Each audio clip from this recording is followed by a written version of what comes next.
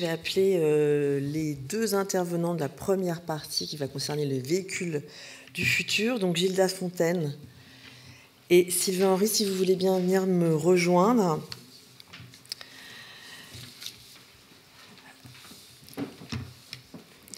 Alors, Gilda Fontaine d'Alteo, Sylvain Henry de Constellium vont rentrer un petit peu dans le cœur du sujet. On va commencer par Gilda, donc si vous voulez vous asseoir, n'hésitez pas. Rentrer dans le cœur un peu du sujet pour vous présenter les perspectives de développement de l'aluminium dans les marchés du véhicule du futur et la façon dont les atouts propres de ce métal vont peut-être encore plus correspondre aux nouvelles contraintes de ce secteur. Donc, on commence par Gilda Fontaine, directeur marketing, business développement, communication d'Altea, fabricant d'alumine. Je vous laisse présenter l'alumine. Très bien. Vous m'entendez? Oui. Je vous remercie pour cette introduction. Pour faire passer les petits slides. Voilà, donc il s'agit évidemment d'Alteo.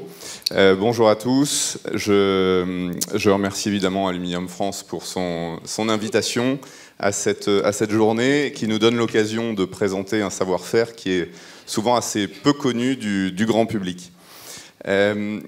S'il s'agissait de qualifier Alteo à travers deux adjectifs, vous en doutez, les deux que je vais retenir ce matin sont durabilité, activité durable, et activité innovante. Comme le disait Jean-François Faure, on parle d'une activité qui s'est ancrée en Provence il y a plus de 120 ans maintenant, et donc qui a su à travers le temps se renouveler en permanence. Vous imaginez que pour avoir une aussi longue histoire, il faut des remises en question permanentes. Et donc c'est ce qui s'est passé, c'est vraiment le cœur de l'ADN d'Alteo. L'innovation, on va le voir à travers le sujet sur lequel on s'attarde aujourd'hui. Aujourd'hui, il est au service d'une économie plus durable, et là en particulier, on va s'appuyer sur la mobilité. Juste en un mot, aujourd'hui, l'activité d'Alteo s'appuie sur deux piliers extrêmement ancrés. Le premier, c'est l'orientation client. Il faut bien avoir en tête qu'on travaille sur des marchés, et je vais revenir un peu dessus, sur les différentes applications, mais on travaille sur des marchés qui sont extrêmement exigeants, et donc l'orientation client est quelque chose d'absolument fondamental pour nous. Et aujourd'hui, une part de notre innovation vient de la demande et de l'exigence de nos clients. Le deuxième aspect, et ça ne surprendra personne, je pense qu'il y a beaucoup d'industriels évidemment aujourd'hui ici, nous sommes des industriels ancrés dans un territoire. La particularité de l'usine de Gardanne en Provence est qu'elle est en milieu urbain. Et donc, il y a une obligation pour nous de réduire autant que possible, et toujours plus, notre empreinte environnementale, et donc pour nous permettre de poursuivre notre activité. L'alumine est connue dans la filière, vous verrez, on a un petit film d'animation après, l'alumine est connue dans la filière pour être la matière première utilisée pour la fabrication de l'aluminium primaire. À Gardanne, l'une des évolutions majeures d'Alteo a été de convertir l'alumine métallurgique en alumine dite de spécialité. Et aujourd'hui, on travaille, alors on a listé quelques-uns des grands marchés sur lesquels on travaille. Les marchés principaux sont l'industrie de la céramique, l'industrie des réfractaires, donc matériaux pour utiliser dans la sidérurgie, la cimenterie, l'aluminium évidemment, l'industrie du verre, et on a listé au total à peu près 75 usages d'alumine technique, y compris donc l'aluminium, mais ça représente aujourd'hui pour nous, la partie aluminium représente une petite partie de notre business. Donc on est vraiment orienté sur les alumines dites techniques. On va s'attarder à travers un petit film d'animation qu'on a réalisé sur la partie qui nous intéresse vraiment aujourd'hui, et en quoi les alumines sont un des composants majeurs dans l'industrie automobile, et donc ces enjeux. Issu du raffinage de la bauxite, l'alumine est la matière première essentielle à la fabrication d'aluminium, métal léger 100% recyclable, incontournable pour une industrie automobile plus verte. Mais l'usage de l'alumine ne s'arrête pas là. Grâce à ses différentes propriétés, l'alumine entre dans la composition de nombreuses pièces automobiles. L'alumine participe à la sécurité des véhicules. C'est par exemple une charge performante pour les matériaux retardateurs de feu dans les mousses et textiles. Excellent isolant électrique, l'alumine entre dans la fabrication des composants microélectroniques. Ainsi, grâce à l'alumine, l'automobile est toujours plus connectée et le sera encore plus demain avec le développement des véhicules autonomes. Enfin, l'alumine est un matériau clé pour une industrie automobile moins polluante. En créant de nouvelles alumines haute performance, Alteo accompagne l'essor de nouvelles technologies bénéfiques à l'environnement. C'est par exemple un composant essentiel des nouvelles générations de batteries lithium-ion des véhicules électriques. Ainsi, l'alumine contribue activement à rendre les véhicules d'aujourd'hui et de demain plus sûrs, plus connectés et plus propres. Unique producteur d'alumine en France, Alteo est un leader mondial incontournable dans l'avenir de l'automobile et de la mobilité. Donc on a listé quelques-unes des applications, il y en a d'autres. On peut citer les bougies de voiture, par exemple. La partie blanche, vous savez, de la bougie, c'est une céramique à 95% faite à partir d'alumine. Voilà, il y a tout un tas d'applications et de pièces. On n'est pas rentré forcément dans le détail, mais j'imagine mal une voiture rouler sans alumine. Alors les endroits où on en retrouve le plus, ça va être dans les charges pour tous les matériaux plastiques. Donc ça va dans le sens de la légèreté du véhicule. Certaines pièces de carrosserie sont faites en composite, chargées en alumine. On va utiliser aussi les propriétés ignifugeantes de l'hydrate d'alumine, donc dans les mousses qui font de l'isolation phonique. Toutes les pièces qui sont liées en fait à la connectivité du véhicule. Aujourd'hui, on a tendance à dire qu'une voiture devient un ordinateur sur roue. Et effectivement, il y a de plus en plus de capteurs dans les véhicules qui requièrent des circuits imprimés sur lesquels on va utiliser des composants alumine, céramique, pour l'isolation. Des marchés qui se développent de façon très importante aujourd'hui sont des marchés qu'on appelle fillers, enfin, Thermal Interface Material en anglais, et qui servent en fait à dissiper la chaleur dans les matières plastiques. Et donc on rejoint encore l'objectif d'alléger les véhicules à travers ces matériaux-là. Le marché sur lequel on est en train de travailler actuellement, et qui est un marché dont on a du mal à mesurer en fait l'importance, on sait juste que ça va être absolument gigantesque, c'est le marché des batteries lithium-ion. Aujourd'hui, c'est un marché sur lequel on s'attend à avoir une croissance considérable. Et pour tous ceux qui travaillent avec l'industrie automobile, vous savez que l'importance est d'être capable de monter en puissance et de délivrer, enfin de suivre la croissance d'une activité, d'une industrie de masse. Aujourd'hui, dans les batteries lithium-ion par exemple, on utilise jusqu'à présent des alumines ultra pures. Je ne veux pas rentrer dans les détails trop techniques, mais qui ne sont pas des alumines du type de celles que nous fabriquons à Gardanne, et dont les quantités sont extrêmement faibles. La production mondiale d'alumine ultra pure est extrêmement faible, et en aucun cas capable de suivre la croissance du marché attendue, la croissance attendue du marché des véhicules électriques. Donc c'est une industrie, l'industrie des véhicules électriques, qui va avoir besoin de solutions industrielles qui apportent un niveau de pureté toujours plus élevé, mais qui apportent aussi une capacité à suivre en termes de volume l'exigence de ce marché. Et donc c'est un enjeu qui est absolument crucial pour nous. Et on a développé des produits qui, en termes de qualité, s'améliorent. Quand on parle de qualité, on parle de pureté chimique notamment, de teneur en fer de l'alumine. Et donc on a développé des produits qui sont aujourd'hui extrêmement performants et dont on sait qu'on va être capable de les produire en grande quantité. Et donc ça, c'est vraiment le marché sur lequel on a... À quelle échéance? C'est développé d'ores et déjà? Alors les produits existent. Aujourd'hui, on est en train de s'équiper de capacités industrielles pour les produire en masse. Et donc on a à la fois de la production qui se fait localement en France, on a de la production qui se fait aussi proche des clients. C'est un marché qui aujourd'hui est tiré beaucoup par l'Asie. Il faut savoir que alors quand on dit qu'on se rapproche des clients, aujourd'hui toute alumine qui est vendue chez les clients est fabriquée à Gardanne au départ. Après, elle peut être transformée proche des clients, mais au départ, c'est de l'alumine qui est fabriquée en France. Donc ça, c'est un des très très gros marchés pour nous.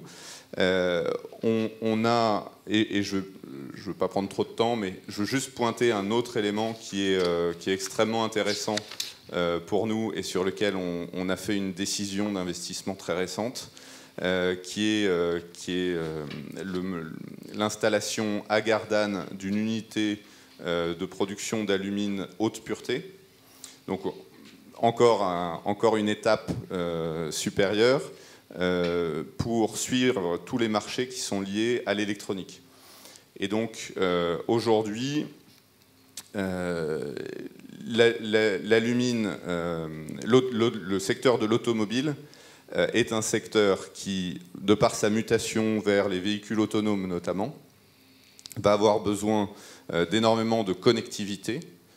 Et donc nous, on travaille aujourd'hui au service de grands industriels de la céramique qui font des capacitors, par exemple, pour les data centers.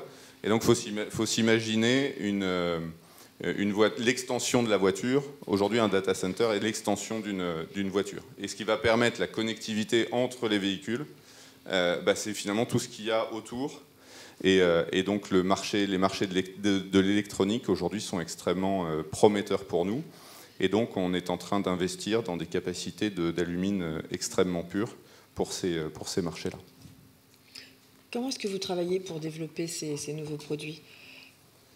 Alors on s'appuie sur un centre de R&D qui est basé à Gardanne. Donc ça c'est le premier pilier. On a fait un changement d'approche il y a 5-6 ans maintenant, en créant des laboratoires d'application. Donc ils ne prétendent pas faire ce que font nos clients, mais s'en rapprocher au maximum pour être capable de comprendre les problématiques de nos clients. Donc ça, c'était un axe de développement majeur des dernières années. Et aujourd'hui, on voit qu'il commence à porter ses fruits avec le développement de ces nouveaux produits. On a beaucoup de collaborations qui se font avec les leaders techniques du marché, sur les différents marchés sur lesquels on travaille. Systématiquement, Alteo est un des fournisseurs des plus gros acteurs de ces marchés. Donc on s'appuie sur ces collaborations avec nos clients. Et puis on a des collaborations aussi avec des universités, qu'elles soient d'ailleurs en France ou à l'international, suivant les marchés sur lesquels on travaille. D'accord, donc sur l'automobile, ces deux produits qui sont quasiment à un stade proche du stade industriel. Oui. L'un pour les batteries, les futures batteries électriques, les batteries électriques des véhicules électriques, l'autre pour tout ce qui sera électronique embarquée des véhicules autonomes. Est-ce que derrière ça, vous avez encore déjà d'autres pistes ? Alors on va essayer de le faire et de le faire bien. On parle de volumes qui sont, même à notre échelle, hein, on est le plus gros fabricant d'alumine de spécialité au monde. Et donc déjà à notre échelle, c'est quelque chose c'est un sacré challenge en termes de volume. Donc il faut le faire bien. Aujourd'hui, personne ne peut dire quelle va être la demande du marché dans les 5 prochaines années. Les choses vont tellement vite que c'est assez difficile à prévoir.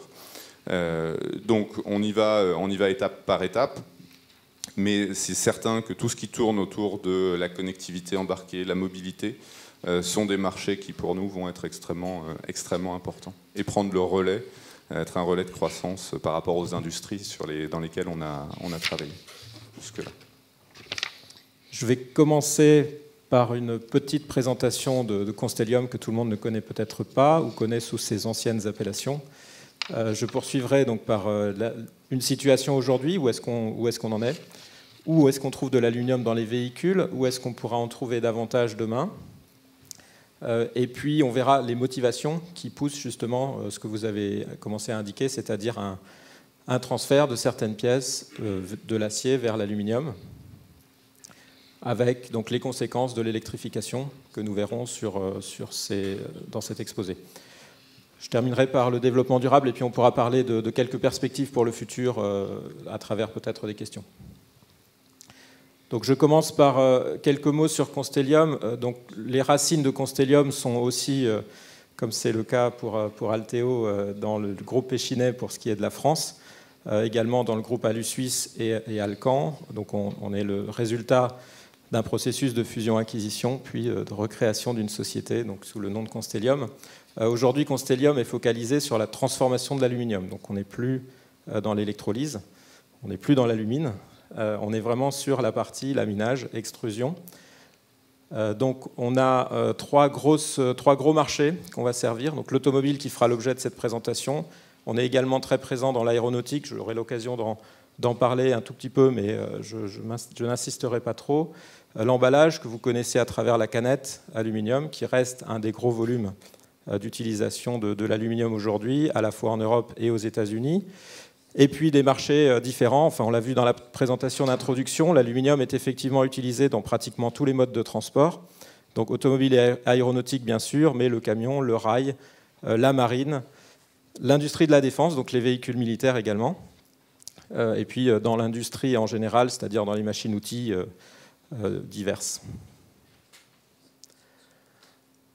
Constellium dispose d'un réseau d'usines assez étendu, essentiellement quand même centré sur l'Europe et l'Amérique du Nord, avec une usine d'extrusion en joint venture en Chine. Côté français, les usines principales sont à Neubrezac, donc qui est représenté aujourd'hui par Ludovic Piquier, donc le directeur de l'usine, en Alsace, à côté de Colmar, qui est l'usine qui fabrique pour l'Europe l'essentiel des composants automobiles. Et on a également une usine aux États-Unis, donc Muscle Shoals, que nous avons achetée il y a peu de temps, pour accompagner le développement et la croissance de l'aluminium dans l'automobile. Côté aéronautique, la grosse usine française est à Issoire, donc dans le Puy-de-Dôme, à côté de Clermont-Ferrand. Et le centre de R&D, donc sur Vorep, on a parlé de Grenoble tout à l'heure, qui est un peu le berceau de ces technologies, et le centre est toujours basé donc, dans cette région-là.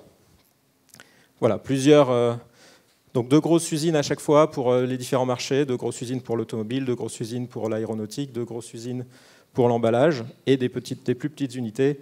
Un grand nombre de lignes d'extrusion également, donc pour des composants, y compris automobiles ou aéronautiques, ou quelques applications bâtiments. Côté R&D, ça a été mentionné un petit peu tout à l'heure. Donc le centre de recherche principal du groupe est à Vorep, à côté de Grenoble, environ 230 personnes, donc un centre qui a une renommée internationale. On a récemment créé une antenne de ce centre aux États-Unis, donc dans la zone de Détroit. Vous comprendrez assez vite le lien avec l'automobile. Donc pour accompagner nos clients, pour continuer notre démarche de partenariat avec les clients américains et les accompagner dans ce passage à l'aluminium. Également une collaboration qui est très active avec l'université de Brunel, donc à Londres, en Angleterre, pour la partie extrusion.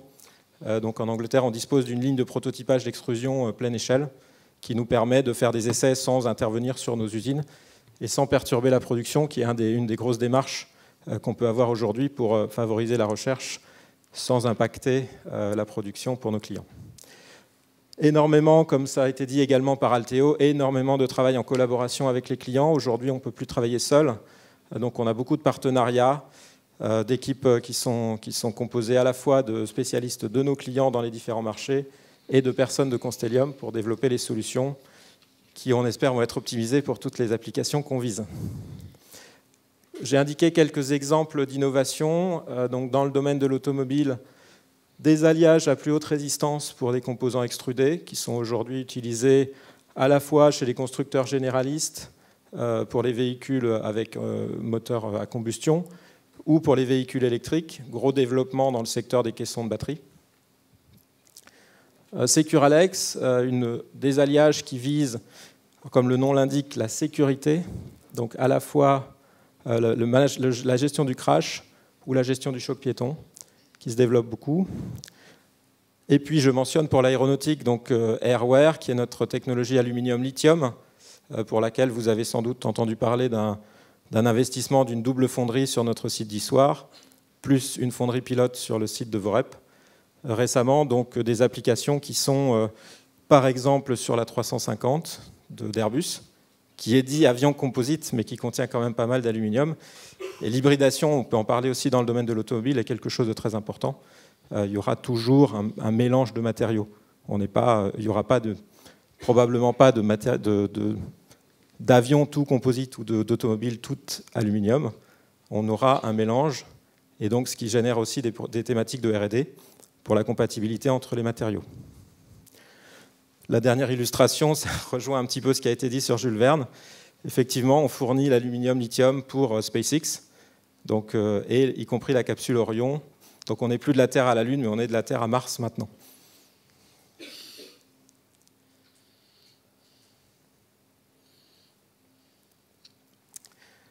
Quelques chiffres sur le marché de l'aluminium aujourd'hui dans l'automobile. Alors où est-ce qu'on en trouve? Pratiquement tous les composants d'une caisse en blanc, donc de la structure, de la carrosserie, peuvent être en aluminium, que ce soit sous la forme de produits plats, de tôle ou d'extrusion. Néanmoins, ce qu'on observe, c'est que la pénétration est plus forte sur ce qu'on appelle les ouvrants, donc les portières, les capots, les coffres, où l'aluminium offre un gain de poids qui est aux alentours de 40% par rapport à l'acier, que sur la structure proprement dite, où on est plutôt sur des gains de poids de 30%. Donc on a encore un potentiel significatif. On pourra en parler peut-être en fin d'exposé sur comment aller chercher ces volumes supplémentaires sur les structures, quels sont les challenges techniques qu'on a à résoudre pour étendre la propagation de l'aluminium. La présentation est essentiellement focalisée sur la carrosserie, mais je mentionne quand même d'autres composants qui sont en aluminium, évidemment le bloc moteur, les jantes, quand on dit jantes alliage, c'est en général jantes aluminium, les échangeurs thermiques, donc on a parlé de la conductivité thermique de l'aluminium, qui est effectivement très bonne. On en verra d'autres exemples, je pense, avec les câbles électriques par trimètre. Donc dans le véhicule, tout ce qui est échangeur thermique, donc système de climatisation, de refroidissement moteur, et plus tard le refroidissement des batteries, l'aluminium a un rôle à jouer du fait de cette propriété. Et on a également, c'est notre usine de Zingen en Allemagne qui est spécialisée là-dedans, toutes les pièces de décoration, donc les petites pièces brillantes ou en aluminium brossé avec différents designs qu'on peut avoir à l'intérieur du véhicule, qui sont également en aluminium.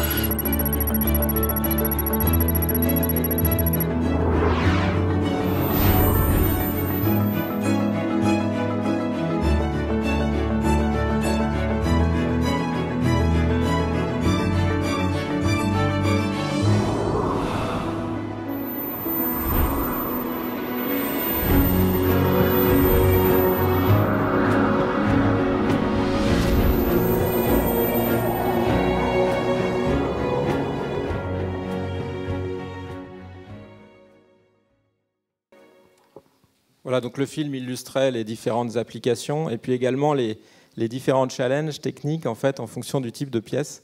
Donc vous voyez que l'aluminium, ce n'est pas une seule nuance, c'est énormément de nuances différentes en fonction des différentes applications dans le véhicule. On a des produits qui sont même multicouches pour les échangeurs thermiques, jusqu'à 4, voire plus, n'est-ce pas Ludovic? Donc ce sont des produits complexes et ce n'est pas un seul alliage. Quelques chiffres.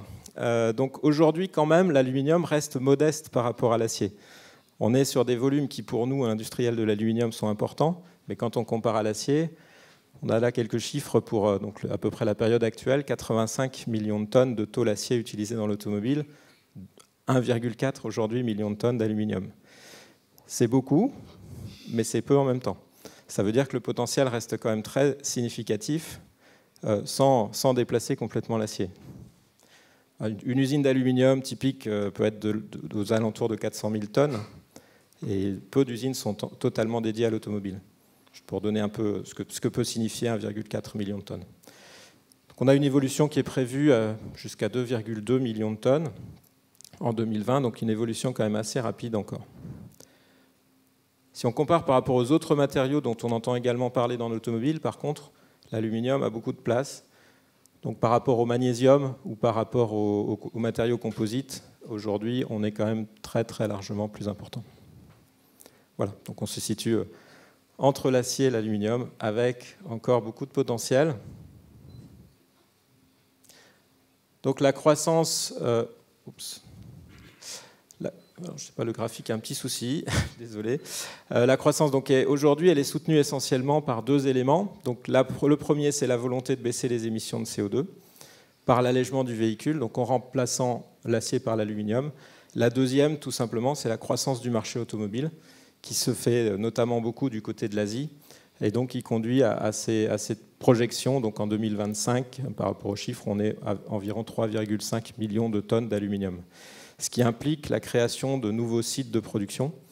Donc vous verrez aussi, vous voyez qu'à la fois Constellium et ses principaux concurrents investissent régulièrement dans des nouvelles lignes, que ce soit surtout des nouvelles lignes de finition automobile, donc traitement de surface et traitement thermique final. Les motivations. Donc comme je disais, aujourd'hui, la principale motivation, c'est la réduction de la consommation et des émissions de CO2 des moteurs à combustion interne. Donc on estime que moins 100 kg sur une structure automobile représente moins 8 grammes de CO2 pour 100 km.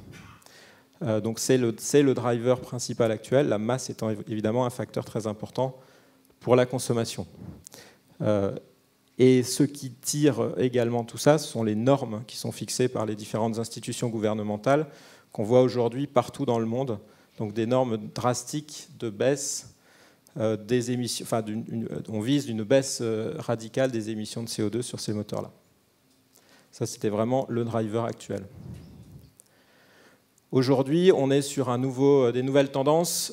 Donc la nouvelle tendance, bien sûr, l'électrification des véhicules, l'autonomie, dont on a également parlé, qui conduit à de nouvelles exigences aussi, et puis l'autopartage, donc qui est également une macro-tendance qu'on peut voir. Aujourd'hui, l'impact de l'électrification est déjà pris en compte dans la conception des véhicules, c'est-à-dire qu'ils sont prêts. En général, il y a souvent une version électrique qui est prévue. Je vous coupe une seconde. Est-ce que pour le véhicule électrique, l'allègement est un enjeu encore plus important? Alors voilà, je vais y venir. Donc, tout d'abord, bon, évidemment, la part de véhicules électriques est amenée à croître assez rapidement. Donc là, on a quelques projections qui sont faites par Bloomberg, où on atteint rapidement 30-40% de véhicules totalement électriques, sans compter les hybrides. Et sur les drivers d'allègement, effectivement, aujourd'hui, il y a un consensus qui commence à se dégager sur le fait que malgré donc, le fait qu'on n'est plus sur des moteurs qui vont émettre directement du CO2, l'allègement restera important.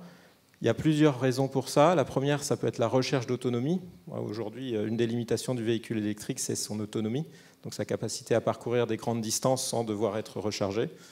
Il y a également d'autres tendances, le recharge rapide, etc. Mais aujourd'hui, on va chercher de l'autonomie. Si on ne cherche pas de l'autonomie, à autonomie identique, on a une réduction du nombre de batteries embarquées qui est importante du point de vue coût. Donc le consensus, et puis on a vu quelques autres exemples dans la petite vidéo sur la sécurité par exemple. Donc aujourd'hui, le consensus qui se dégage, c'est qu'effectivement, l'allègement restera important pour le véhicule électrique. Et ce qu'on a tendance à voir, c'est qu'un véhicule électrique aujourd'hui a tendance à embarquer plus d'aluminium en pourcentage qu'un véhicule à moteur à combustion. Ça reste bien sûr à confirmer. Nous, c'est on travaille pour ça. Et on a également, donc, dans le véhicule électrique, je rejoins ce que j'ai déjà dit et ce qui a été mentionné plus tôt, l'intégration des batteries, donc qui demande un redesign complet des véhicules, hein, donc, notamment toute la partie basse, donc toute la structure. Et l'aluminium a un rôle à jouer là-dedans par sa conductivité thermique importante pour le refroidissement des batteries, par sa capacité à résister au choc, donc qui permet de créer des habitacles légers et sûrs pour les batteries. Aujourd'hui, la Tesla, si on prend le véhicule électrique peut-être le plus connu aujourd'hui, la Tesla Model S, est pratiquement tout en aluminium. Donc a choisi l'aluminium à la fois pour la caisse en blanc, donc la carrosserie, et pour le caisson du pack batterie. Je vous coupe une nouvelle fois, vous parliez de résistance au choc. Dans l'idée générale, c'est l'acier qui résiste mécaniquement. Qu'est-ce que... Alors effectivement, ouais. Alors il y a plusieurs éléments dans la résistance au choc. Il y a l'absorption d'énergie, donc pour un choc frontal par exemple, et puis il y a l'anti-intrusion. Donc quand on est sur de l'absorption d'énergie, l'aluminium est très bon parce qu'en fait, c'est pas uniquement la résistance mécanique qui va compter, c'est aussi la capacité de l'aluminium à absorber l'énergie du choc, à se plier. Je n'ai pas d'illustration ici, mais on a une de nos unités d'affaires qui est spécialisée dans ce qu'on appelle les crash management systems, qui sont les sous-ensembles en fait derrière le pare-choc, d'ailleurs qui peuvent être en aluminium et d'autres matériaux. Donc on va produire toute cette partie-là. Ensuite, on a la partie anti-intrusion. Alors, par exemple, ça va être ce qu'on appelle les B-pillars, qui sont les éléments entre les deux portières. Donc le pilier, en fait, le montant qui est entre les deux vitres, où là, aujourd'hui, effectivement, l'acier reste majoritaire parce qu'il peut atteindre des résistances mécaniques qui sont plus élevées que ce que l'aluminium peut proposer.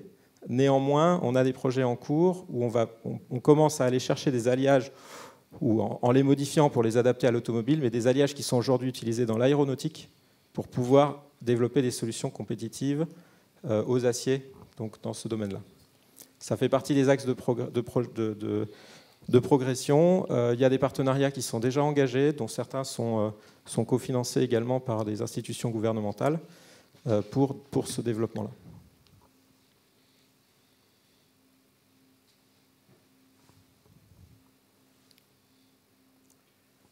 Quelques mots sur la politique de développement durable chez Constellium. Donc, Constellium s'engage sur cette thématique-là. Donne un exemple ici d'analyse de cycle de vie. Donc, on pratique régulièrement pour différents marchés avec des partenaires qui sont reconnus, donc des partenaires externes qui sont reconnus. Ici, c'est un exemple un peu simplifié pour une pièce extrudée automobile, où en fait, ce qu'on voit, c'est que les gros éléments d'émissions de CO2 sont évidemment l'électrolyse dont on a parlé, avec la nécessité également d'utiliser des électrolyses propres, donc, que certains de nos partenaires peuvent offrir. Et puis, la phase d'usage, où là, on va retrouver l'avantage de l'aluminium dans la réduction de masse des véhicules et donc la réduction des émissions. Mais ce qui est également important à noter, c'est le recyclage. Donc l'aluminium, on l'a dit, est un matériau qui se recycle très facilement, qui peut se recycler sans aucune perte de propriété. Donc l'objectif, c'est de maximiser le recyclage d'aluminium, qui nécessite, lui, beaucoup moins d'énergie. On le voit, un recyclage d'aluminium, d'une tonne d'aluminium, c'est 0,33 tonnes d'équivalent CO2. Donc c'est relativement faible par rapport à d'autres procédés. Aujourd'hui, on est déjà, en fait... On recycle déjà intégralement toutes nos chutes, nos propres chutes de production. On recycle de plus en plus les chutes de production des clients. Quand ils font la mise en forme des pièces, par exemple la découpe des vitres, donc il y a des chutes qu'on peut récupérer et recycler. Et l'un des challenges qui reste pour l'industrie, et c'est valable pour l'automobile, mais c'est valable dans tous les autres marchés, y compris la canette, où ça fonctionne, on va dire, bien, mais c'est toujours de récupérer déjà les produits en fin de vie, de les trier, de séparer les matériaux pour qu'on puisse les réutiliser. Donc ça, c'est un des challenges. Aujourd'hui, on va dire que dans la partie emballage, on est quand même très avancé là-dessus. Dans la partie automobile, les filières commencent à se mettre en place. Dans la partie aéronautique, on est encore un peu plus loin, mais il y a des projets qui débutent également pour recycler les avions et récupérer l'aluminium. On peut dire que chez Constellium, en fait, tout aluminium qui nous revient, on saura l'utiliser. Donc la question, c'est comment est-ce qu'il peut nous revenir. Comment le récupérer? Vous venez de dire que l'aluminium se recycle sans perdre de ses qualités, c'est-à-dire qu'on peut refaire un capot. Avec un capot. C'est en fait, pas le cas pour l'acier? C'est plus compliqué pour l'acier. Pour l'aluminium, effectivement, à partir du moment où on contrôle la composition, donc si on a, et c'est là où le tri des matériaux est important, si on contrôle la composition, on refond un capot, on va refaire exactement le même alliage, il aura les mêmes propriétés que le capot initial. Donc ça, c'est vraiment une spécificité. Mais il faut trier, donc c'est là où les procédures doivent se mettre en place. Trier par nuance, puisque comme je vous l'ai expliqué, les nuances ne sont pas les mêmes. Alors la plupart sont compatibles entre elles, mais on va être limité dans la quantité qu'on va pouvoir remettre. Donc l'idéal, c'est vraiment un recyclage, c'est ce qui se passe pour la canette aujourd'hui, c'est un recyclage de la canette en une autre canette. Parce que le corps de boîte, le corps de la canette, c'est un seul alliage. Donc là, on peut refaire, on estime aujourd'hui, je ne sais pas Catherine, peut-être tu as des chiffres plus récents, mais qu'un atome d'aluminium dans une canette en fait 3 par an. Voilà. Entre 3 et 6 mois. Donc chaque atome dans la canette que vous allez boire tout à l'heure peut-être va se retrouver dans 3 boîtes consécutives au cours de cette année. Et on a des pays dans lesquels le taux de récupération des canettes, je crois, est de l'ordre de 95% dans les pays, notamment les pays scandinaves.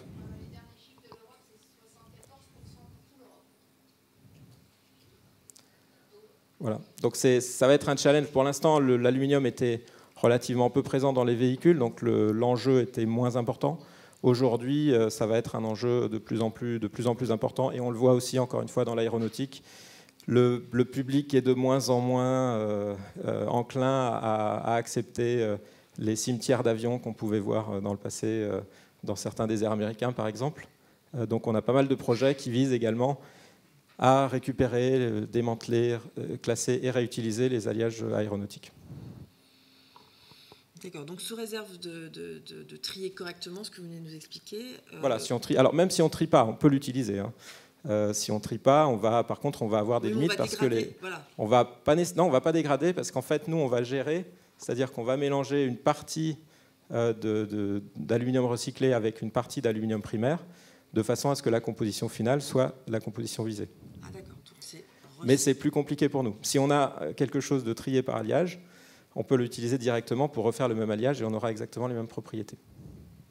Un fuselage d'avion, si on arrive à récupérer la tôle de fuselage sans mélange avec autre chose, ce qui est assez pas trop compliqué, on peut refaire un fuselage d'avion. D'accord. Voilà. Et on a mis en place tous nos alliages, y compris les alliages aluminium-lithium, on a mis en place des filières de recyclage. Mais voilà, ce qui coince aujourd'hui, c'est la collecte. Et puis, dans une certaine mesure, effectivement, le tri qui, pour nous, serait avantageux. D'accord. Vous avez parlé tout à l'heure des qualités, vous avez passé assez vite sur les qualités en fait, de l'aluminium utilisé dans l'industrie automobile, les qualités précieuses, le côté allègement, le côté anti-intrusion, absorption d'énergie. Est-ce qu'il y a d'autres caractéristiques sur lesquelles il va falloir que vous travaillez plus pour augmenter la pénétration dans le secteur de l'automobile? Oui, alors aujourd'hui, effectivement, l'industrie de l'automobile utilise essentiellement 2 familles d'alliages. Donc, alors les alliages d'aluminium sont classés par... on donne des numéros à 4 chiffres, en fait, dont le premier indique les éléments d'addition principaux, puisque l'aluminium n'est jamais utilisé, très rarement utilisé seul. Donc on a les alliages de la série 5000 qui sont des alliages aluminium-magnésium et les alliages de la série 6000 qui sont des alliages aluminium-magnésium-silicium. Donc qui permettent d'avoir un compromis en fait entre toutes ces propriétés qui sont nécessaires. Donc on a parlé pour la gestion du crash par exemple, de la résistance mécanique, mais aussi de la formabilité parce que c'est la capacité vraiment à se plier. Quand vous voyez une voiture en fait aujourd'hui dans un crash, elle est toute la partie avant en fait est ramenée à peu de choses pour protéger l'habitacle. C'est la partie avant qui va en fait absorber toute l'énergie du choc de façon à ce que la personne qui est dans l'habitacle ne soit pas atteinte. Donc résistance mécanique, mais pas seulement, formabilité. On a également besoin effectivement de formabilité pour les designers, qui veulent faire des formes de plus en plus complexes, originales. On voit beaucoup en ce moment donc, ce qu'on appelle les lignes de caractère. Donc on en a vu un petit peu dans le film, c'est les sortes de plis qu'on peut avoir sur les portières, par exemple, qui sont un challenge pour l'aluminium. Il faut reconnaître que l'acier, en termes de formabilité, est un petit peu meilleur. Donc ça donne pour nous un axe de développement sur des alliages à haute formabilité. Donc augmenter le... Bon là, c'est l'allongement, ce n'est pas le seul critère de formabilité, mais voilà, ça c'est effectivement un des axes. Et puis l'autre axe, c'est donc la résistance mécanique pour aller chercher les aciers à haute résistance qui sont aujourd'hui utilisés en anti-intrusion. Donc des alliages qui sont plutôt autour de la série 7000, aluminium, zinc, magnésium, qui sont aujourd'hui une des deux familles principales utilisées dans l'aéronautique. Donc ça nous donne, il y a une émulation qui se crée. Hein, les aciers ont aussi réagi en fait en créant des nouvelles nuances, en essayant d'aller plus haut, etc. Il y a une émulation qui se crée entre les deux industries qui est finalement pour nous est saine. Donc ça, ce sont des sujets sur lesquels vous travaillez aujourd'hui? Oui. Avec vos clients, avec Alors on travaille principalement avec, alors on travaille évidemment avec nos clients, avec des équipementiers, par exemple des emboutisseurs, ou des équipementiers pour les équipements automobiles type échangeur thermique, par exemple. On a pas mal de partenariats en cours, puisque cette partie-là, même si elle ne représente pas beaucoup de kilos ou de masse dans le véhicule, reste un enjeu important d'allègement. Un évaporateur, donc, qui est la pièce qui génère l'air froid dans les systèmes de climatisation, l'épaisseur de la plaque en fait, principale, donc, qui constitue cet appareil-là, en 5 ans est passée de 500 microns, donc on est à 0,5 mm, elle est passée à 0,2 mm. Pour donner... donc la baisse d'épaisseur, l'amélioration des propriétés de l'aluminium peut être utilisée aussi pour baisser les épaisseurs. Soit on a besoin de l'amélioration de propriété, soit on n'en a pas besoin, du coup on peut utiliser un matériau un peu plus fin qui permet d'alléger encore. C'est-à-dire même avec l'aluminium, même entre l'aluminium et lui-même. D'accord. Voilà, donc beaucoup de travail effectivement qui se fait en partenariat. Constellium est un fabricant de demi-produits, donc on a besoin d'aller tester que le produit final a bien les propriétés nécessaires. Comme ça a été un petit peu mentionné du côté d'Alteo, on a un peu la même démarche, c'est-à-dire que dans le centre de recherche de VOREP, on a un certain nombre d'équipements qui permettent de simuler des procédés typiquement de nos clients. Donc on a une presse automobile qui permet d'emboutir des pièces à l'échelle à peu près 80% d'une doublure de portière, par exemple. On a également des installations de soudage. J'ai rapidement abordé la question de l'assemblage, et notamment de l'assemblage multimatériaux, puisqu'on a souvent quand même des structures qui vont être hybrides aluminium-acier. Donc on a besoin aussi de tester comment ces structures peuvent avoir les meilleures propriétés en combinant les deux matériaux. Mais beaucoup de travail en partenariat. Un petit exemple ici, sur une portière tout aluminium, donc avec les alliages, l'offre standard. Donc vous voyez, au départ, quelques alliages assez courants, 5182, 6016, et de plus en plus des nuances spécifiques qui sont développées, une nuance pour chaque... donc ce ne sont pas des alliages qui sont très différents, encore une fois, ça reste dans les séries 6000 et 5000 ici. On commence à avoir des 7000 qui vont apparaître, donc Ultralex sur la 3e ligne, mais des alliages de plus en plus spécifiquement développés pour chaque application, de façon à avoir une solution optimisée et à gagner encore en allègement, donc avec de nouvelles nuances d'aluminium par rapport aux nuances de la génération précédente. Tout ça, évidemment, est fait en partenariat avec nos clients, puisque c'est grâce à nos clients qu'on va vraiment progresser et aller vers le compromis de propriété qui est le meilleur pour eux. Vous parliez de compromis, justement, quand vous dites que vous travaillez à adapter des alliages faits pour l'industrie aéronautique, pour l'industrie automobile. Est-ce que ça veut dire que l'automobile, on sait déjà que l'aluminium est plus cher que l'acier, est-ce que du coup on va avoir des automobiles au prix d'un avion? Non. Il est où le compromis, justement? Alors il y a toujours un compromis en fait entre le coût, effectivement, l'autre. Si on veut lister 2 points faibles de l'aluminium par rapport à l'acier, j'ai mentionné la formabilité, donc qui est un axe de recherche pour nous. Et le deuxième peut être le coût. Donc l'aluminium est effectivement plus cher que l'acier. Alors après c'est très compliqué parce qu'il y a différentes nuances d'aluminium et différentes nuances d'acier. Mais le coût est évidemment à prendre en compte. En général, les constructeurs acceptent un surcoût au kilo gagné. On l'a vu très rapidement tout à l'heure sur l'exemple des batteries. En fait, rajouter une... Si je reviens ici, c'est d'ailleurs une illustration de l'un de nos confrères, Novelis, où en fait on voit qu'une gagné en poids de batterie correspond à 7 euros. En fait, le coût au kilo gagné est ramené à 7 euros. Donc le surcoût de l'aluminium doit être en dessous de cette valeur-là pour que ce soit intéressant. Donc le coût est toujours pris en compte. Donc effectivement, on ne va pas trouver demain des alliages aluminium-lithium dans les automobiles. Ou très peu. Enfin, on peut en trouver, il y en a déjà en fait. Mais c'est plutôt, on va aller chez Ferrari et dans la Formule 1 par exemple. Là, on va trouver de l'aluminium-lithium. Mais dans le véhicule de grande série, on ne va pas en trouver. Donc on va avoir une limite. Effectivement, tout ne sera pas possible d'un point de vue technico-économique. C'est-à-dire que le constructeur automobile n'est pas prêt à payer un surcoût pour l'aluminium, ou au contraire il est prêt à payer un surcoût, mais un surcoût limité. Un surcoût limité. Alors en général, on va avoir une cible en termes d'euros par kilo gagné. Donc on peut payer un surcoût de quelques euros par kilo gagné. Là, on voyait jusqu'à 7. Ça reste intéressant puisqu'on va gagner, du coup, on va enlever une nouvelle batterie qui elle-même a un coût. Donc la solution sera globalement moins élevée si on fait ça. En effet, d'accord. Voilà. Bien. Donc on ne peut pas tout faire non plus, effectivement. Il y a des alliages qui resteront sur des applications qui sont plutôt le spatial ou des véhicules très très haut de gamme, voire sportifs. Et tout ça, d'où l'intérêt également de travailler en partenariat, c'est qu'on va avoir très rapidement en fait ces contraintes, donc à la fois les contraintes techniques, c'est-à-dire qu'est-ce qu'on va viser en termes de propriété, et les contraintes économiques, de façon à ce qu'on soit sûr que la solution qu'on développe ne soit pas une solution qui est très belle sur le papier ou à l'échelle du laboratoire, mais ne sera jamais industrialisée. Donc c'est vraiment l'intégration de la partie économique dans les développements de plus en plus vers l'amont, donc au démarrage du développement. C'est quelque chose qu'on voit et qu'on met en pratique de plus en plus.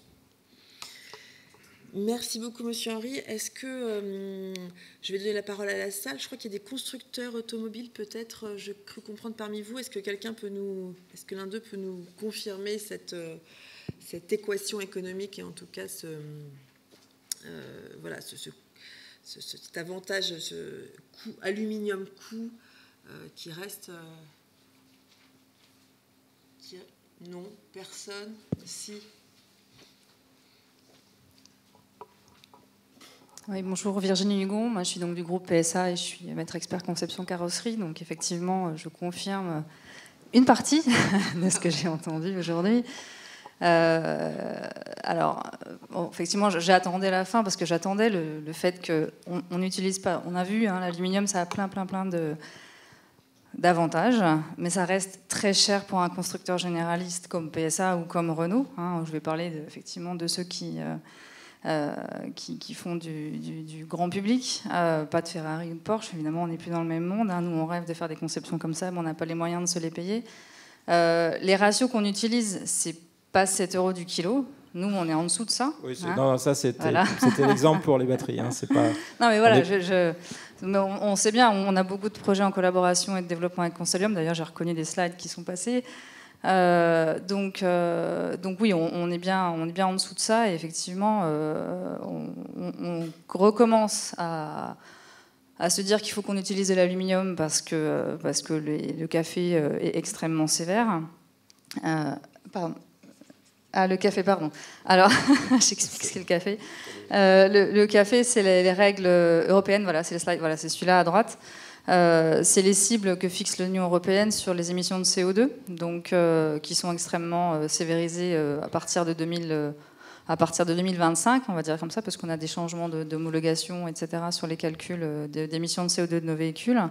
Et la masse, elle est dans l'équation, d'accord? Donc forcément, il y a l'émission de CO2, mais il y a aussi la masse moyenne du marché qui va compter. Donc il est clair qu'on recommence à sérieusement s'intéresser à des solutions alu, qu'on a toujours eu en veille, mais sur lequel, à partir de 2025, ce que j'ai pas dit, c'est que dans le café, on va avoir des pénalités. Chaque gramme, au-delà de 95 grammes pour un constructeur, c'est 95 euros du gramme.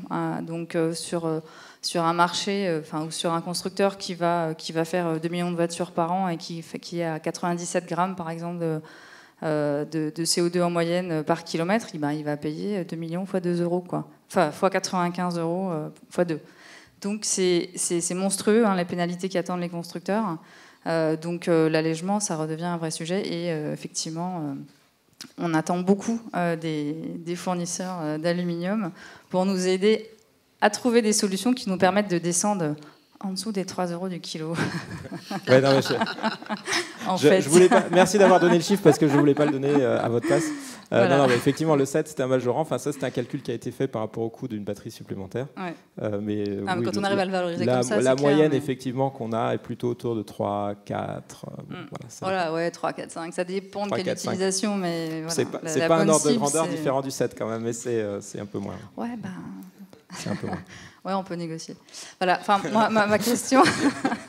Ma question après, j'avais quand même une question du coup, c'est que vous l'avez dit, hein, les véhicules, ce sera de plus en plus du multimatériau, et on a un vrai problème avec l'aluminium, c'est la dilatation différentielle d'entre nos pièces, qui est aussi un frein aujourd'hui au-delà de la partie économique. Il y a des solutions qu'on voudrait mettre et qu'on n'arrive pas à mettre en place à cause de ces problèmes de dilatation différentielle. Alors, bon, après je parle pour PSA, on n'est peut-être pas suffisamment bien outillé en termes de dimensionnement numérique sur ces sujets-là. Voilà, moi j'aimerais bien qu'on arrive à faire des choses un peu plus précises, concrètes avec vous, parce qu'on travaille beaucoup avec vous sur ces sujets aussi, pour avancer parce qu'on n'a plus les moyens de se payer des protos qui coûtent des centaines de kilos euros. Et voilà. Ouais, on en a d'ailleurs.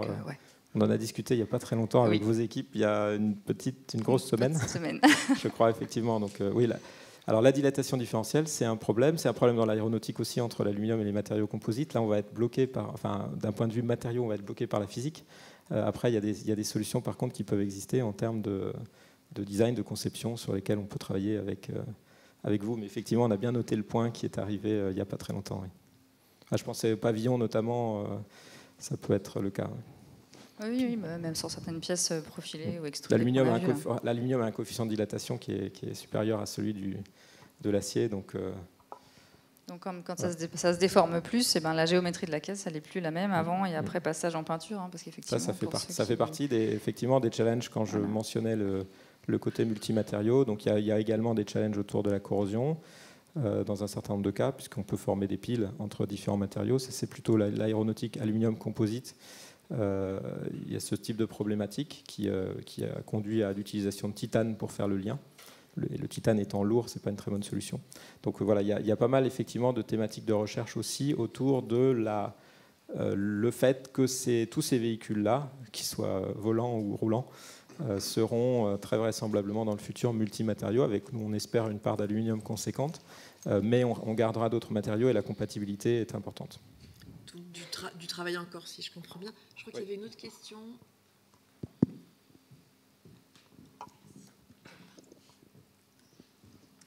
Bonjour, merci. Patrick Hornberg, je suis président de la filière des métaux non ferreux au sein de Fédérec. Et comme vous avez parlé du recyclage, effectivement, il y a les produits qui sont neufs, les alliages différents dont vous avez parlé.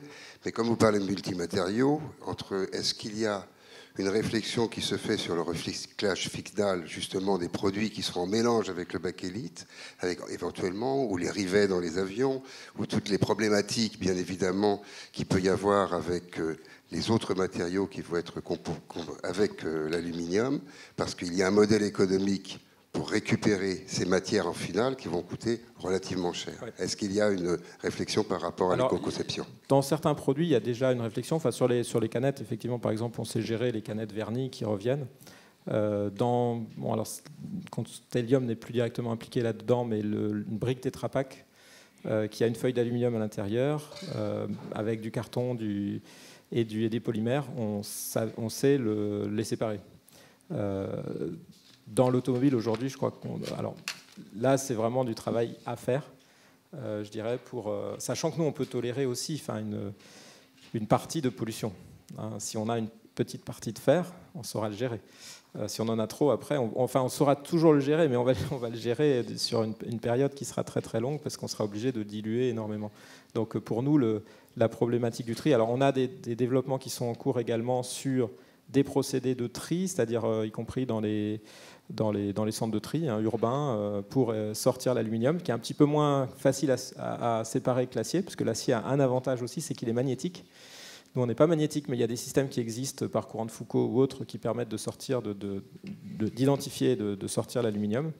Et puis on a également des procédés en développement pour analyser de façon très rapide la composition des alliages et permettre un tri en fait entre nuances.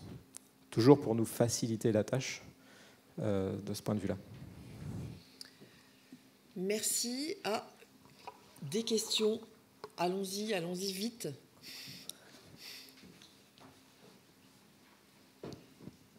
Bonjour, Van den Broek-Paul de Flandre Aluminium.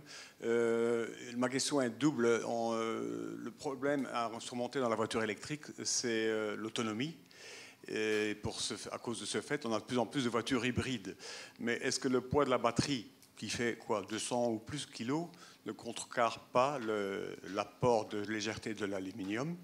Ça, c'est ma première question. Et sachant qu'une voiture hybride a une autonomie de 30 km à peu près. Et ma deuxième question, l'équation 100 kg par 8 grammes de CO2 gagné par 100 kg, qu'est-ce que ça vaut en voiture électrique? Alors ça, c'est vraiment pour l'équation, c'est vraiment pour le moteur thermique. Hein.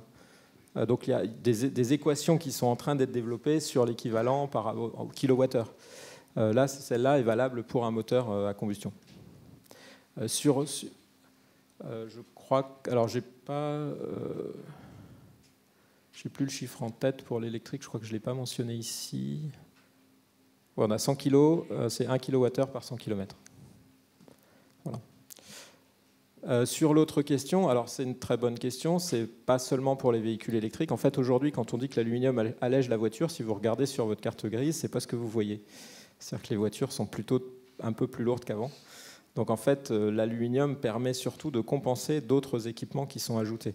Vous avez parlé des batteries pour les véhicules hybrides, mais il y a aussi toute l'électronique en fait, qui a été rajoutée, les GPS, les systèmes de climatisation qui n'existaient pas il y a 15 ans. Donc en fait, on a une tendance qui est à l'ajout d'équipements, mais qui fait que justement, il faut aller chercher de la masse ailleurs. Donc c'est là où l'aluminium peut être intéressant, puisqu'on va réduire le poids de la structure. Mais c'est vrai qu'aujourd'hui, le poids des véhicules n'est pas nécessairement en baisse. Hein. Donc pour les véhicules électriques, on est dans la même équation. Mais c'est pour ça que justement, pour pouvoir mettre pour que le poids de batterie soit compensé par quelque chose, on pense que l'aluminium a une carte à jouer pour la réduction du poids de la structure.